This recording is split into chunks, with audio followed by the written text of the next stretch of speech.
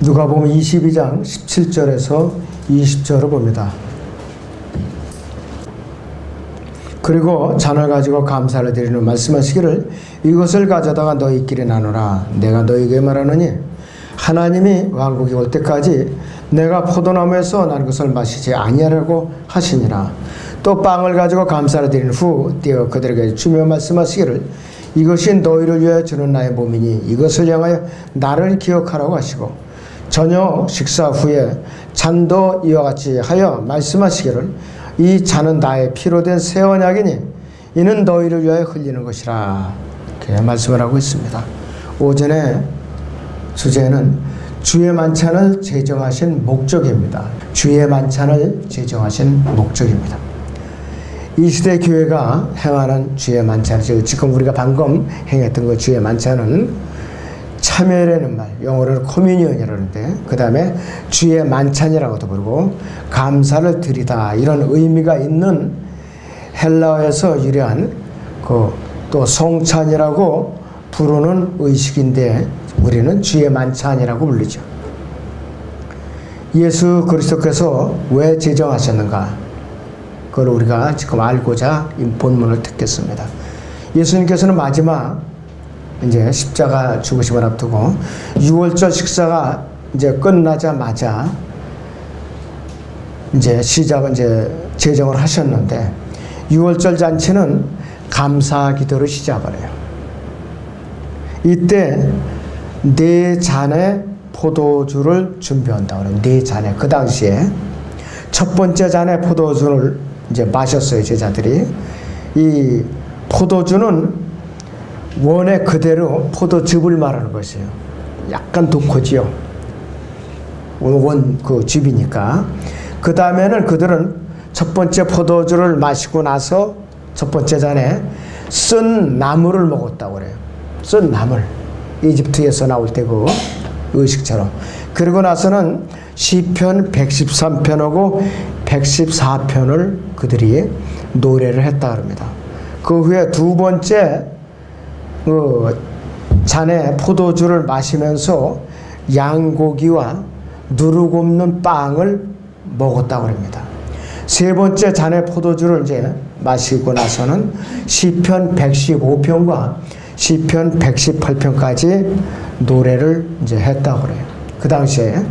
그 다음에 세 번째 잔에 포도주를 마실 때 그랬고 마지막 네 번째 잔의 포도주를 이제 그들 앞에 놓고 나서는 이제 예수님께서 이 본문 여기 누가복음 22장 10절에 20절까지 이 본문을 갖고 예수님께서 이 제자들을 모아놓고 이렇게 당부를 하신 거예요. 이렇게 너희가 이런 목적으로 이 주의 만찬을 시행하라. 내가 오실 때까지 하라 이거죠. 올 때까지 이렇게 하라 이거죠. 예수님께서 갈보리 십자가 죽으심을 이제 직전에 앞두시고 처음이자 마지막으로 제자들과 함께 행하시고 제정하신 주의 만찬이 바로 이거예요. 사도 바울은 신약의 그리스도인들이 어떻게 하면 이 거룩한 주의 만찬을 잘 지켜낼 수 있는가? 고린도서 11장에서 자세하게 우리에게 지키는 절차에 대해서 또 지켜야 할 규범에 대해서 규율에 대해서 정해놓고 있어요. 먼저 예수 그리스도께서 누룩없는 빵에서 한 조각을 떼어내어 감사기도를 드리고 그 빵을 떼어서 제자들에게 나눠주면서 이 빵에 그들을 위한 그분 자신의 몸이라는 것을 설명을 하셨고 그 후에 예수님께서 잔을 들어서 감사기도를 드리고 나눠주시면서 이 포도주가 그분께서 갈보리 십자가에서 흘려야 할 자신의 피라는 것을 알려주신 거예요. 그분의 피는 사도행전 20장 28절에 대로 하나님의 피예요. 사람의 피가 아니라 이것이죠. 죄 없는 피여야 되기 때문에. 이것은 그 당시에 유대인들의 식탁에 기본적으로 올라오는 평범한 빵이에요. 빵. 보리빵. 그 다음에 포도주를 사용한 단순한 의식이에요. 가난한 백성에게 만약에 비싼 재료를 준비해갖고 만찬을 하면 부담을 주니까 예수님께 이것도 다 아시고 평범한 그 일반 백성들이 일상적인 음식인 빵과 포도주를 거룩하게 하셔갖고 이것들을 사용해서 심오한 영적인 진리들을 전해 주신 겁니다. 주의 만찬은 제정하신 첫 번째 목적이 고린도 전서 11장에서 우리가 보죠. 예수 그리스도의 죽으심을 기억나게 하기 위해서였어요. 고린도 11장 24절에서 25절을 봅니다. 고린도 11장 24절에서 25절을 보겠습니다. 23절부터 보죠. 내가 주께로부터 받은 것을 너희에게 전달해 주었나니 이는 주 예수께서 넘겨주시던 그 밤에 빵을 가지고 감사를 드린 후 떼어 말씀하시기를 이것은 너희를 위해 쪼개진 나의 몸이니 받아 먹으라. 이것을 향하 나를 기억하라고 하셨으며 식후에도 이와 같이 잔을 가지고 말씀하시기를 이 잔은 나의 피로 된 새 언약이라. 이것을 향하 너희가 마실 때마다 나를 기억하라고 하신 것이라 그랬습니다. 예수님께서 나를 기억하라고 이렇게 명령을 했어요. 갈보리 십자가에 만약에 내가 죽거든 내가 다시 올 때까지 나의 죽음을 기억하라 이것이. 주의 만찬은 예수 그리스도께서 세상을 구원하러 오시기 위해서 구원하시기 위해서 자신의 살과 피를 주셨다는 것을 성도들에게 기억나게 하는 기념의 잔치였어요. 기념의 잔치.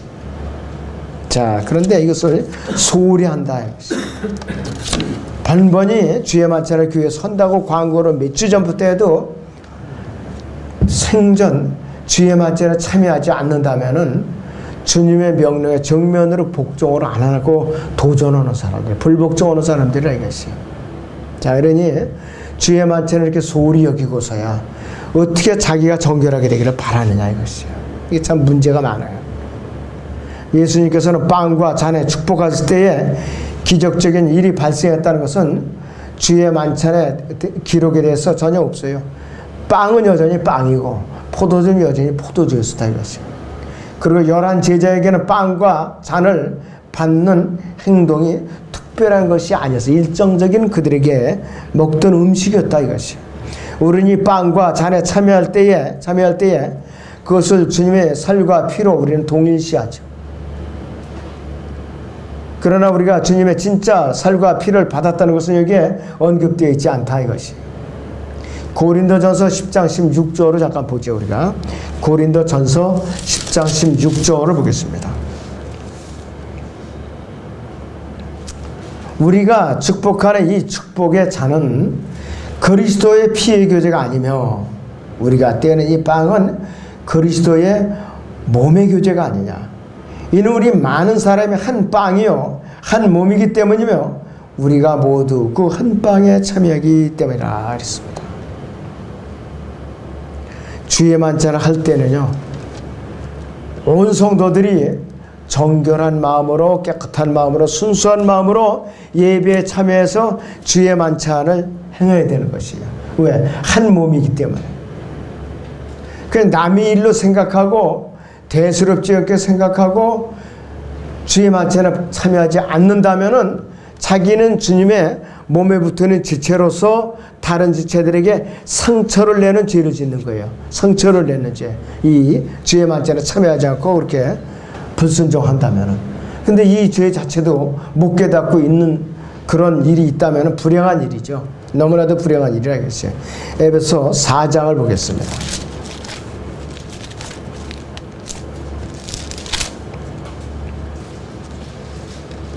4절부터 6절까지 봅니다.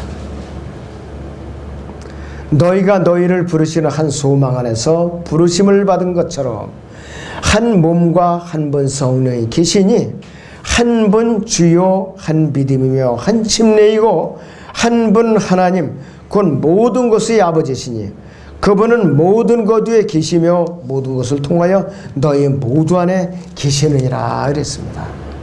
그럴 때는 우리는 이 주의 만찬을 소홀히 할 수가 없어요. 소홀히 할 수가 없어요. 주의 만찬은 교회 형편에 따라서 부지런하다면 매주마다 하면 더 좋죠. 그래서 우리는 사정상 그렇게는 못하고 2달에 한 번씩 하죠. 대부분의 일반 교회들이 3개월에 한 번씩이니까 그렇지 않으면은 상반기, 하반기 나눠서 2번씩 하는 교회까지도 있어요. 근데 그것까지는 바람직하지는 않아요. 왜? 주님의 죽으심과 희생의 의미를 되새기면서 다시 오심을 기다리는 그 기념하는 그 강도가 약하다 이거예요. 그때 주의 만찬은 아주 너무 멀리 텀을 잡아서 하는 거 안 좋은 거예요. 되도록 우리가 잊어버릴만 하면 바로바로 주의 만찬을 시행하는 것이 좋은 겁니다. 주의 만찬을 제정하신 두 번째 목적이 있는데 본문은 거기 고린도서 11장 26절을 보겠습니다. 고린도서 11장 26절을 보겠습니다. 너희가 이 빵을 먹고 이 잔을 마실 때마다 주의 죽으심을 그분이 오실 때까지 선포하는 것이라 그랬습니다. 주의 죽으심을 오실 때까지 선포하는 것이. 예수 그리스도의 죽으심 오실 때까지 우리는 전파하기 위해서 주의 만찬을 제정한 것이. 주의 만찬은 예수님께서 갈보리 십자가에서 우리를 행하셨던 일을 사랑과 존경으로 되돌아보도록 우리를 격려하는 것이. 또 주님께서 다시 오실 것 소망 가운데 간절하게 기대하면서 앞을 내다보도록 그렇게 우리를 격려하는 역할을 하는 것이. 우리 삶에 드러난 죄를 지닌 채 주의 만찬에 참여하지 않도록 우리는 주의해야 되는 것이. 그렇기 때문에 주의 만찬은 우리의 마음을 살펴보고 우리의 죄를 고백하는 사건이에요. 우리 자신을 들여다보는 사건이라 이것이에요.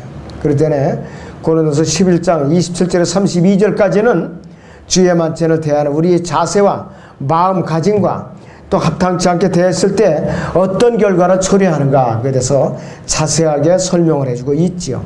27절부터 같이 보세요, 여러분들 거기. 자, 그러므로 누구든지 이랬어요. 누구든지 합당치 않게 이 빵을 먹고 주의 이 잔을 마시는 자는 주의 몸과 피에 대해 죄를 짓는 것이라 그랬습니다. 사람이 자신을 살펴보고 나서 그 빵을 먹고 그 잔을 마셔야 하느니 이는 주의 몸을 분별하지 못하고 합당치 않게 먹고 마시는 자는 자신의 저주를 먹고 마시는 것이기 때문이라. 이 때문에 너희 가운데 많은 사람이 약하고 병들었으며 상당수가 잠들었느니라. 만일 우리가 우리의 자신을 판단한다면 판단을 받지 않으리라. 그러나 우리가 판단을 받는 것은 주께 징계를 받는 것이니 이는 우리로 세상과 함께 정죄받지 않게 하려 함이로다. 이렇게 말하고 있어요. 그 당시에 고린도 교회 회원들 중에는 주의 만찬을 참여할 때에 술이 취해가지고 참여하는 사람이 있어서 술이 취해가지고 정결하지 못한 거죠. 그 다음에 음행죄를 지은 사람이 또 거기에 또 회중에 있었다 이것이요. 이게 참 문제였었다 이것이. 그리고 자기가 마음에 자백하지 않은 죄를 숨기고 웅크리고 주의 만찬을 받는다면 죄 짓는 거예요. 자기 하나만 죄 짓는 것이 아니라 몸으로 다 묶여 있잖아요. 유기체로서. 그 회원들 다 함께 공동으로 죄를 짓게끔 자기가 동기유발을 시켜놓는 거예요. 자기 하나로 인해서. 그럴 때는 주의 만찬을 참여할 때는 정결한 몸과 마음으로 참여를 해야 되는 것이에요. 자, 그런데 나 하나쯤이야 하는 마음으로 대수롭지 않게 생각하면은 다른 사람들 몸에 전체 상처를 입히고 주님의 몸에 상처를 입히는 그런 죄를 짓는 거라 이것이에요. 우리는 그래서 알고 주님께서 오실 때까지 주의 만찬을 대해야 된다는 것을 우리가 다시 한번 되새겨야 됩니다. 그 다음에 주의 만찬을 제정하신 세 번째 목적이 있어요. 주 예수 그리스도의 몸의 하나됨을 기념하기 위해서 우리는 주님의 몸의 하나됨을 기념하기 위해서 주의 만찬을 주님께 제정해 놓으신 거예요. 고린도전서 10장 17절을 보죠. 고린도전서 10장 17절을 보겠습니다.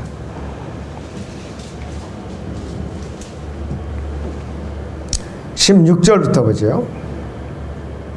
우리가 축복하는 이 축복의 잔은 그리스도의 피의 교제가 아니며 우리가 떼는 이 빵은 그리스도의 몸의 교제가 아니냐. 이는 우리 많은 사람이 한 빵이요 한 몸이기 때문이요 우리가 모두 그 한 빵에 참여하기 때문이라 그랬습니다. 육신을 따르는 이스라엘보다 제물을 먹는 사람들이 제단에 참여하는 자들이 아니냐 그랬다 이것이. 자, 그렇기 때문에 우리는 한 빵이요 한 몸이기 때문이고 우리는 한 빵에 참여한다고 그랬어요. 한 몸이기 때문에 묶여있다 이것이에요. 우리는 몸이 하나됨을 기념하는 게 몸이 하나됨을 주의 만찬을 받을 때마다 성령으로 거듭난 성도들은 예수 그리스도 안에서 한 빵이요 한 몸이라고 했어요. 우리가 언제 주의 만찬에 참여하든지 우리는 각 처소에 있는 그리스도인들과 하나가 되는 것이 비록 사는 처소가 다르고 동네가 다를지라도 우리는 한 몸이라 이것이. 에베소 4장 3절에서 화평의 띠 안에서 성령의 하나됨을 지키도록 열심히 노력하라고 그랬어요. 그래서 우리의 책임을 우리는 되새기고 그대로 우리는 지켜야 되는 것이. 우리가 주의 만찬에 참여할 때에 영적인 축복을 받는다는 것은 단순히 육체적인 참여 이상의 훨씬 깊은 의미가 있는 것이에요. 우리는 주의 몸을 분별할 수 있어야 돼요. 분명히. 우리는 본래의 빵과 잔에 담긴 영적인 진리를 우리는 알아야만 되는 것이에요. 이 영적인 분별은 하나님의 말씀 가운데 역사하시는 성령님을 통하여 임하고 있어요. 성령님께서 이 모든 것을 우리가 식탁에서 주님 앞에 앉아서 빵과 잔을 기다리는 것처럼 실제적으로 우리를 이제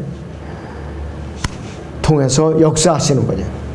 예수님께서는 주의 만찬을 제정하시면서 제자들이 적대 감정으로 가득 찬 세상에서 효과적으로 사역을 행할 수 있도록 반드시 알아야만 할 여러 가지 근본적인 진리들을 가르쳤는데 그것이 어디냐?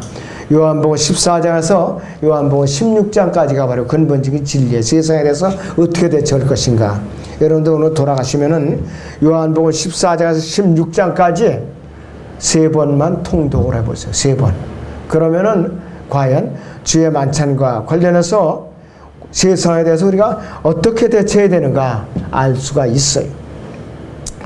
예수님께서는 제자들을 위해서 기도를 하셨고 17장에서 마지막 기도를 하셨고 그 후에 찬송을 부르면서 다락방을 떠나서 겟세마네 동산으로 가신 거예요. 유다 이스카롯은 그들이 주님과 제자들이 겟세마네 동산으로 간다는 것을 알고서 예수님을 체포하려고 관원들을 준비시켜 놨던 거예요.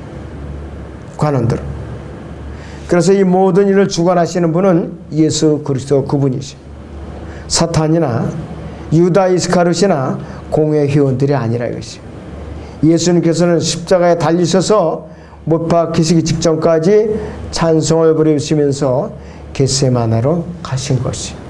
그러면서 고뇌에 찬 기도를 하시고 체포돼서 갖고 갈보리 십자가에 달리신 겁니다.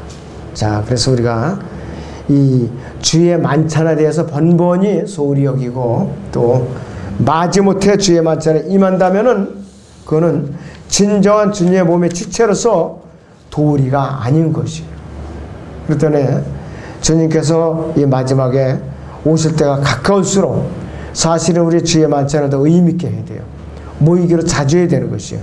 근데 지금 반대로 모이는 것을 더 멀리하고 또 간격을 넓히고 또 주의 만찬을 소홀히 여겨요. 지금 이것이 현실입니다. 그러나 우리는 이것을 되돌려 놔야 할 필요가 있어요. 더 의미있게 정중하게 또 정결한 마음으로 주의 만찬에 임하고 의미를 확실히 알고 우리는 이행해야 된다 이것이죠. 모이기에 힘써야 되죠. 주의 만찬을 제정하신 목적 3가지를 다시 이야기하는 첫째는 예수 그리스도의 죽으심을 우리는 기억하게 하기 위해서 이 고린도서 11장 24절에 25절인 대로 예수 그리스도의 죽으심을 기억하기 위해서 주의 만찬을 제정해 놓으신 거예요. 두 번째는 고린도서 11장 26절과 같이 예수 그리스도의 죽으심을 그분께서 다시 오실 때까지 전파하기 위해서 우리는 주의 만찬을 제정한 것을 알고 있어야 됩니다. 그 다음에 주의 만찬을 제정한 3번째 목적이 있어요. 예수 그리스도의 몸의 하나됨을 기념하기 위해서 우리는 주의 만찬에 반드시 참여를 해야 되는 것입니다. 여러분들이 내가 과연 바른 성경과 바른 교리와 바른 교회 안에서 올바로 주님을 섬기기를 원한다면 이 주의 만찬에 소홀히함이 없도록 여러분들은 각별히도 마음을 쓰시기 바랍니다.